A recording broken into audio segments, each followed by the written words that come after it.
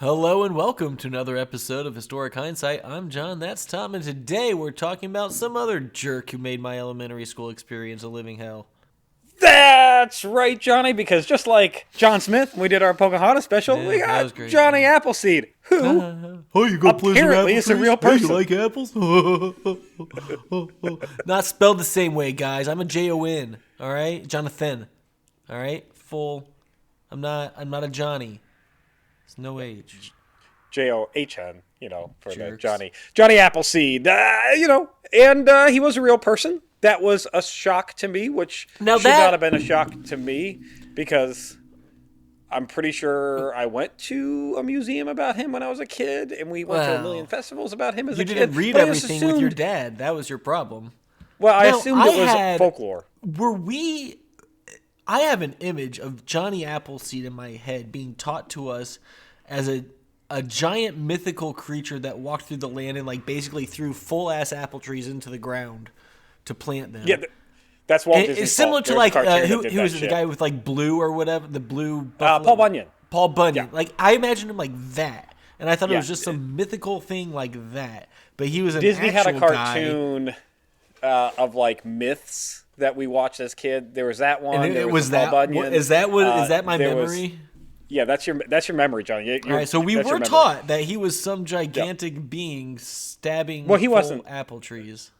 Well, he wasn't a giant, but yeah, there is that. But he wasn't a giant. He wore burlap sacks and a pot on his head for a hat for whatever yep. reason. Yeah. But Johnny, we're gonna peel back that myth. We're gonna the who is myth this of guy? him being this magical guy who planted apple seeds everywhere for the goodness of his heart. And Was he just an ecological terrorist?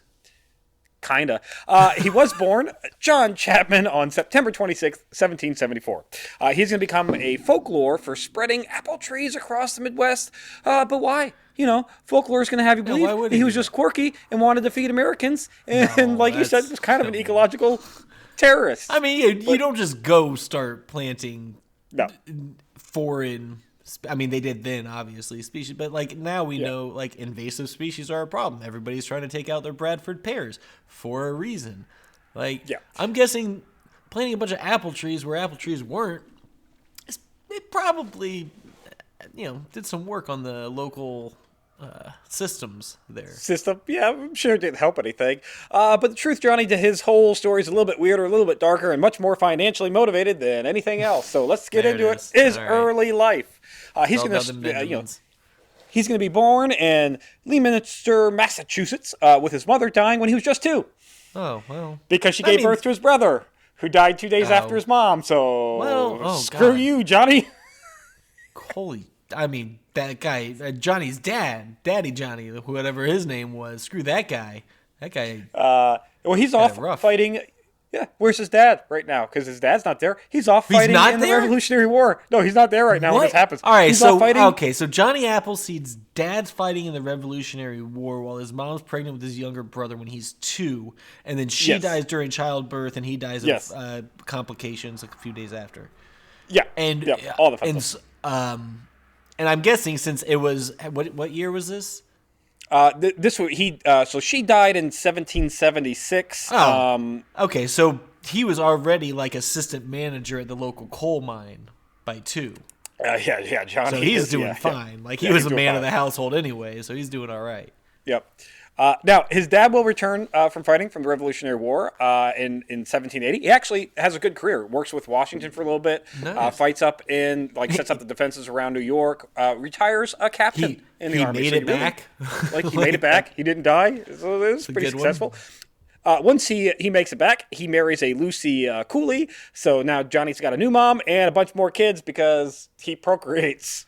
Well, Quite a bit. I mean, that's what you did back then. Early America. That's why everybody had 108 grandkids or whatever. He does have. He is a second born of that first marriage, so he does have an older sister.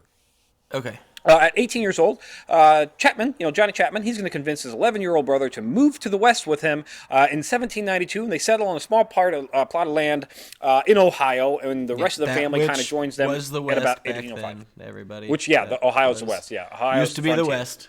It was. Yeah, it is the frontier. Rest of the Mississippi became important for a reason. It's Now, once his dad makes it out there in 1805, Nathaniel's going to stay with his dad, while Johnny, he's going to find a new occupation. He's gonna like, look, I want to be a wandering soul. I don't want to be tied down to like any specific place. Which have y'all seen Ohio?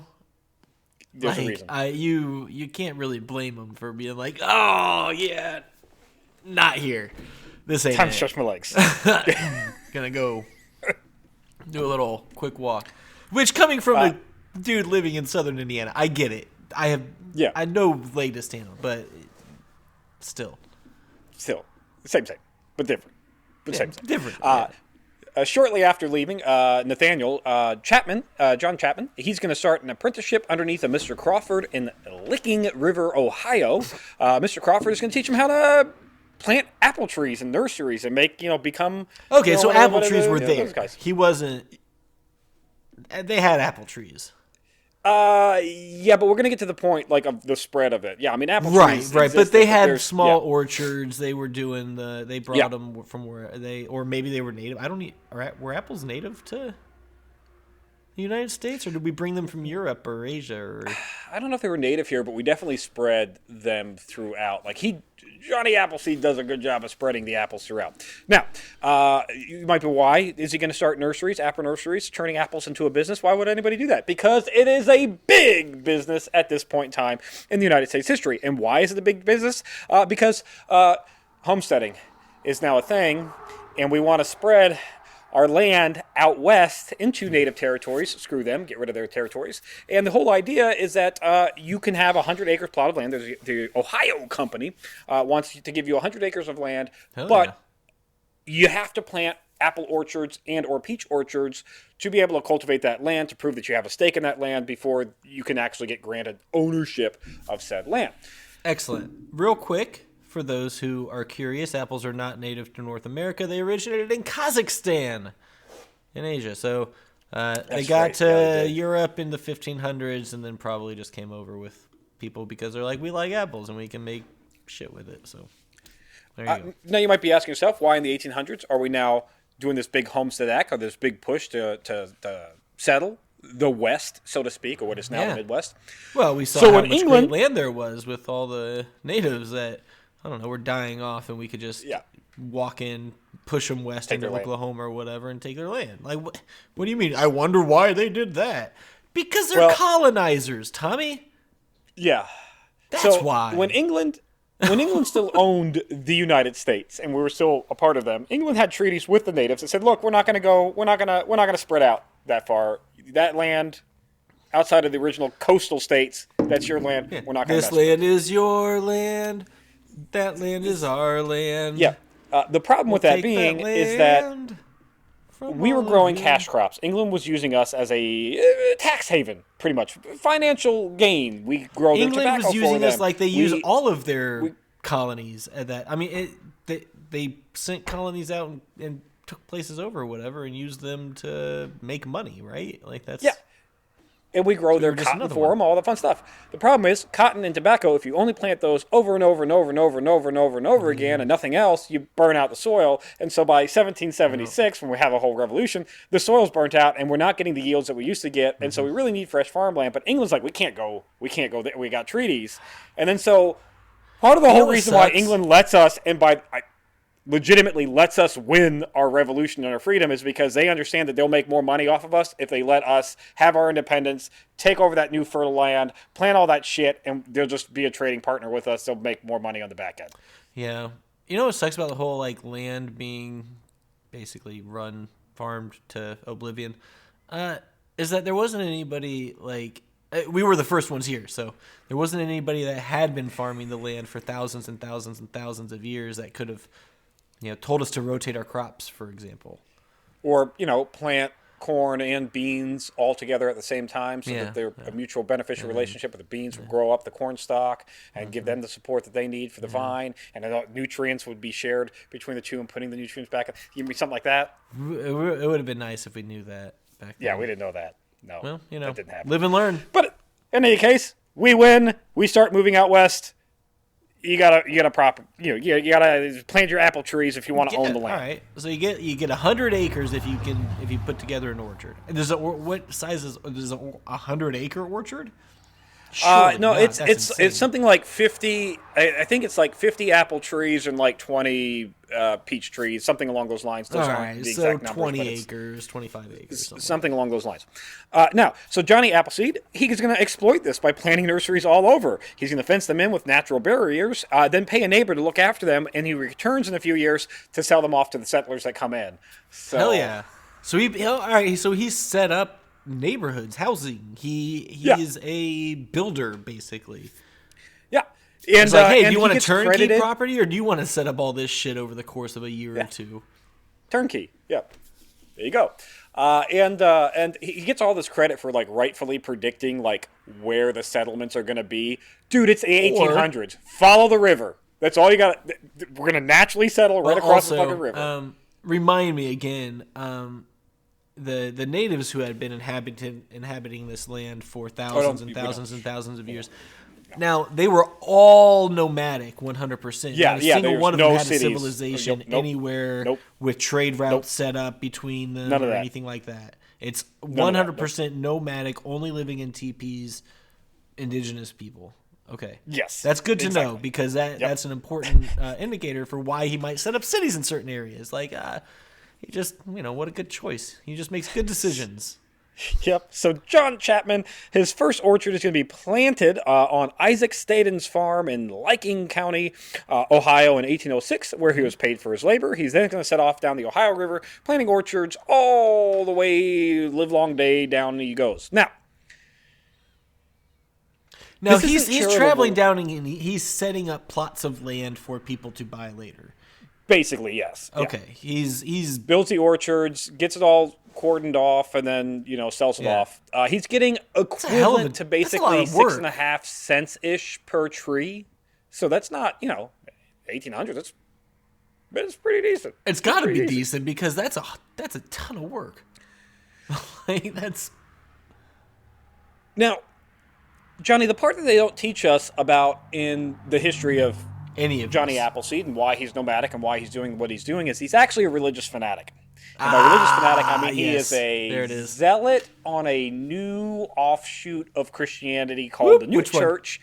It's called the New Church or Swedenborgian. A gentleman by the name of Swedenborgian was a theologian of sorts who decided that at the whole, Christianity had become too much about fear of punishment, which is why you do good deeds as opposed to just doing good deeds for the good deeds' sake. I get that. Which I'm not mad at him for that part. Accurate, yeah. He also believes that... hell and damn fire and whatever.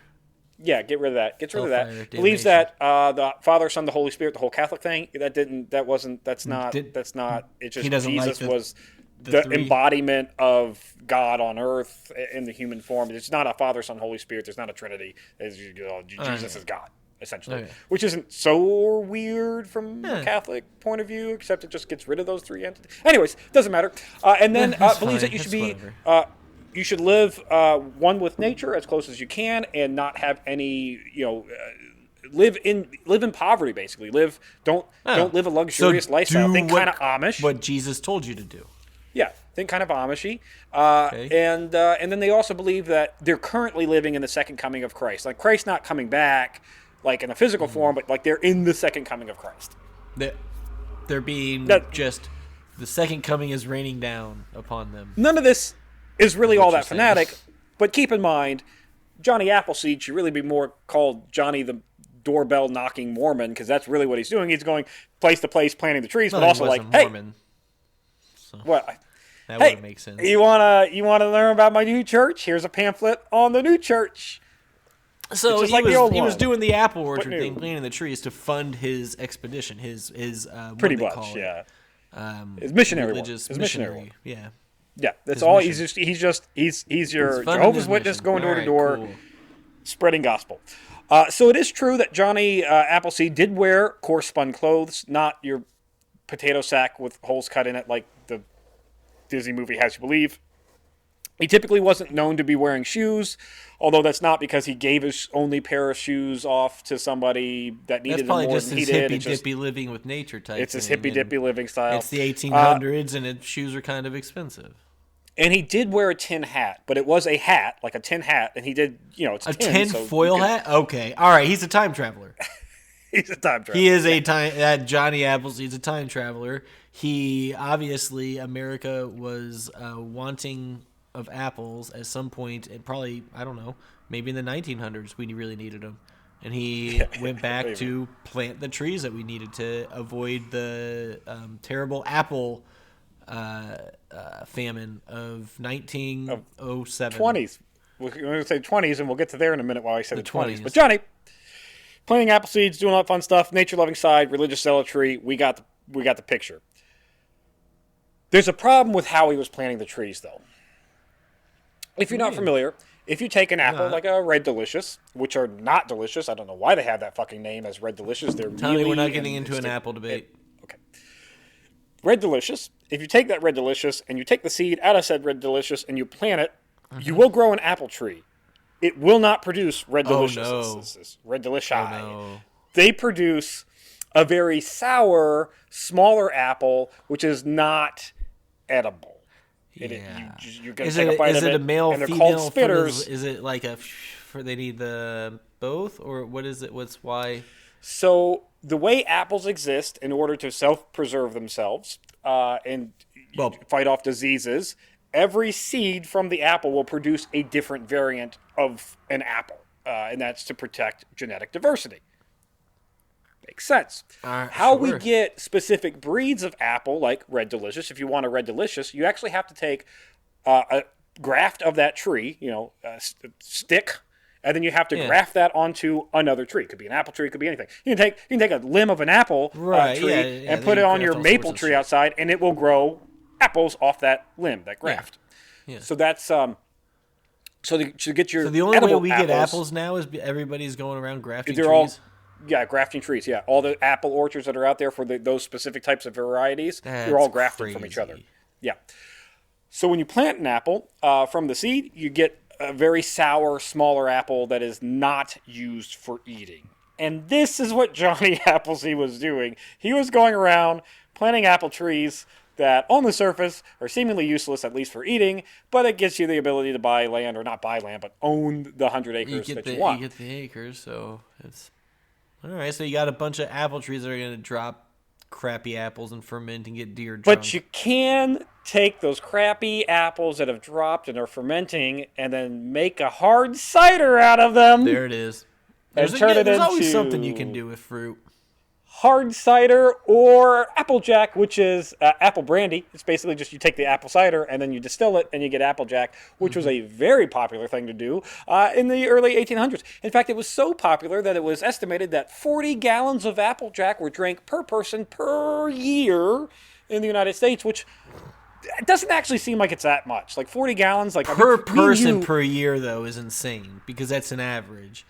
There are people not drinking. Oh, yeah, there's definitely people drinking way more. Yeah. And for each person not drinking any, there's somebody drinking 80. I was about to say, Johnny, for me and you, when we record these sessions, I'm pretty sure we're consuming 40 gallons of alcohol in 3 months. God, I hope not, but yeah. Let's be honest, Johnny.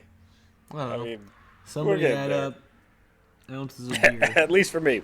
But, Applejack and apple cider is actually such a good commodity that it's used. It transforms the whole economic system of the Midwest, or the far West at this point in history. That's why we have distilleries all over the place that are super fucking old. Yes. Coinage was not very common on the frontier. Paper currency was not very common on the frontier, but Applejack and apple cider, you just use that as a bartering system.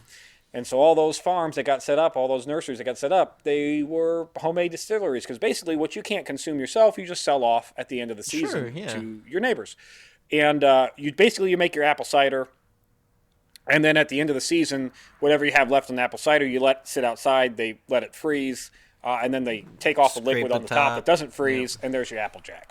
Yeah. Yep. So that's the early way of, I of think doing I've it seen all, people and that's the make, whole like, point of. old style, like they did it the old way. Made some Applejack Yeah. themselves or whatever. I think I've seen some Which videos of that. doesn't separate heads from tails, so you do get the wood alcohol mixed in with that. But at the end of the day, the wood alcohol is not.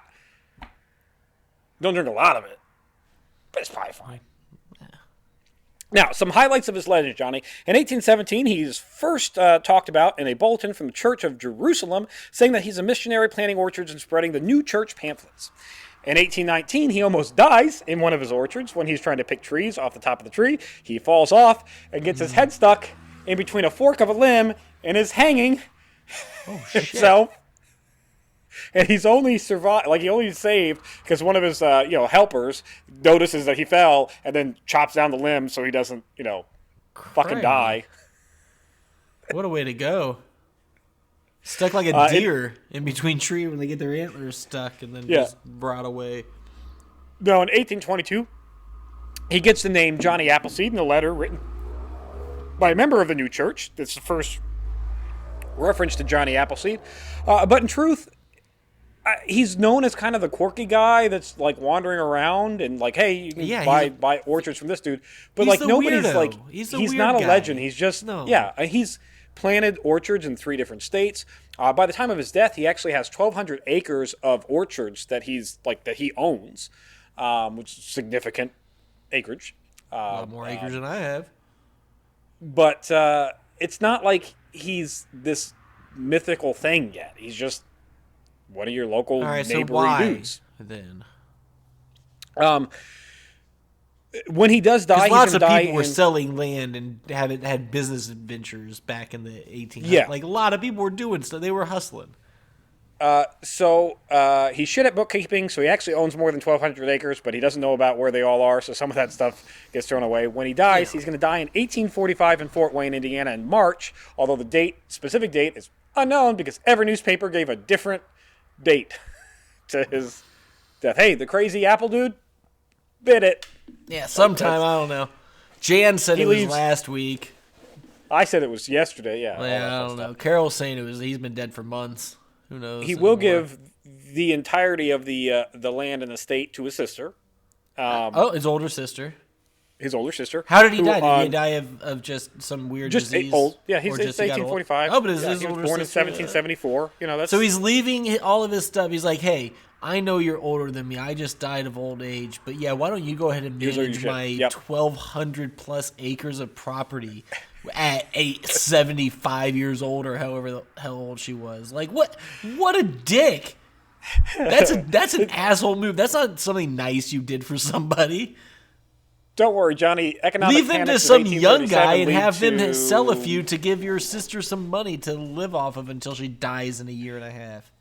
It's even worse than that, Johnny, because the panics of 1837, obviously before his death, but the panics of 1837 really take a toll on the economy. And instead of getting like 6.5 cents for per plant that he's selling, it's more like 2 cents.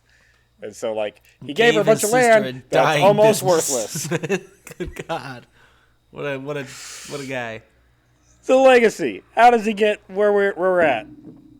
All because some dude writes a poem about him in 1880. That's what it always is. It's always some poet who just picks a guy. That's why we know about the Midnight Ride of Paul Revere.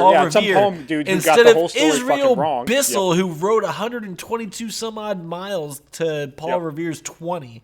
The hell out of here. Disney my name also doesn't makes sound good, said Israel Bissell. Disney makes a cartoon in the 1948. There's a bunch of other poems that are written in the 1920s about him. And the first festival, Johnny Appleseed Festival, isn't until 1968. Now you might be wondering, hey, he planted all these apple trees. What happened to the apple trees? Can I go to Michigan and see one of his apple trees? No, because Prohibition is the thing that happened in the 1920s. And the powers that be thought, hey, these apples aren't edible, so the only thing you can use them for is cider, and we can't have that. So the government literally went and just obliterated everybody's apple orchards that weren't edible.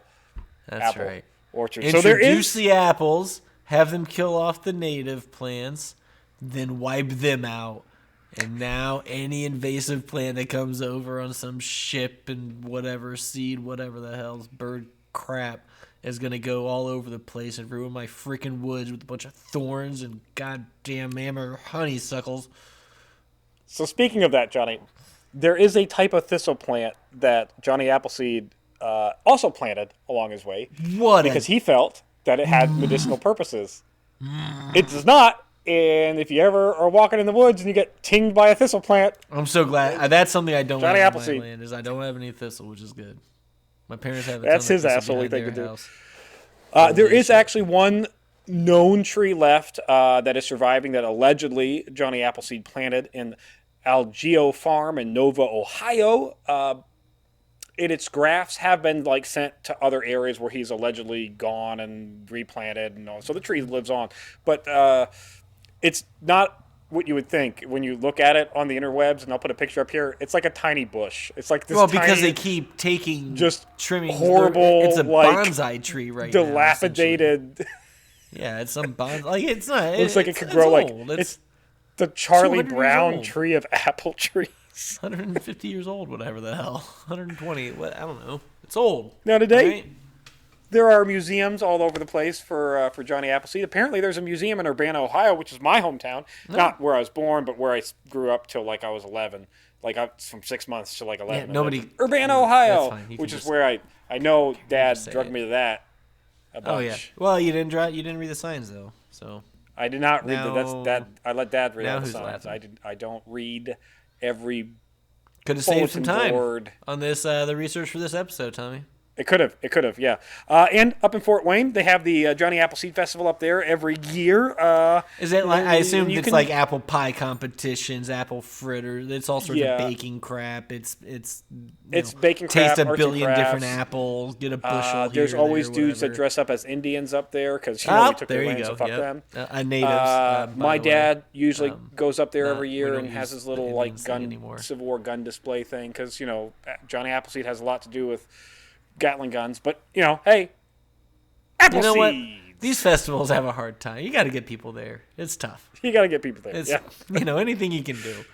Like if you're And you can have actually- like a laser light show that he could put on for, I'm sure they'd be like, yeah, well, you know what? Why not? Let's go ahead and get His some birthplace has a marker for where he was born, and then his childhood home has a bullshit, recreation of what his cabin might have looked like. Just basically think of Abraham Lincoln and how there's museums and everybody trying to claim Abraham Lincoln. You know Apparently, what? everybody in Ohio tries to claim Appleseed. What, can cut Johnny? it You know there. what? You just stop. No, I know. That's because that was a good spot to cut it because this is not anything that's valuable at all to an episode. But I was thinking, you know how we go to historic homes, whatever. Yeah. Do you think in 100 years there are going to be people going to vinyl villages, being like, "Hey, this is so and so's, childhood home," and it's just some Just a really cookie- shitty 1990s. just like some stick home. cookie cutter 1997 vinyl village, 1,700 square feet piece of crap house with all the basic furniture, just builder's grade, it's just a shit house.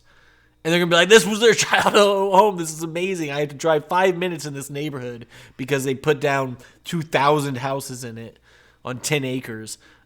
And are we gonna be doing that? Are we gonna be sending people Yeah, to I guarantee. You know what, Johnny? I guarantee you, yes. Because have you ever gone to Abraham Lincoln's childhood home? It's a one-room log cabin. It's a shithole. It's it's why a would 10 I by wanna fuck 12. this? What? It's one what is it? room. Who gives With a some fuck? fucking, there's a fireplace in the corner. Way to go, guys! they're gonna be why, fuck this place. Here's the late 20th century style of putting lights in above the dining room ceiling on a little shelf.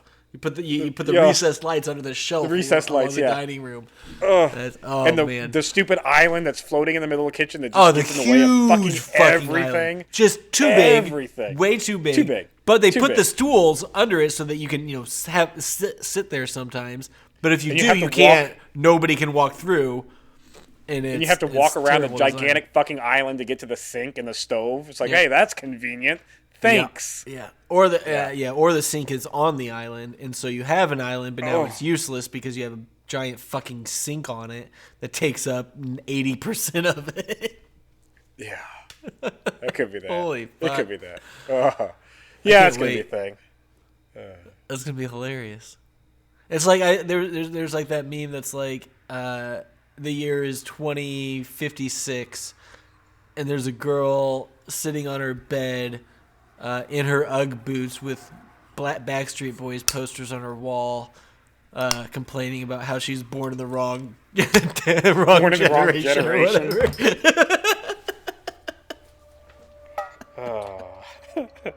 That's it for this week in Historic Hindsight. Thanks for listening. Be sure to subscribe, rate, and review, and join us next week when we talk about a president who's not Buchanan, but was a little bit before him, probably. 1 or 2 terms. We don't know.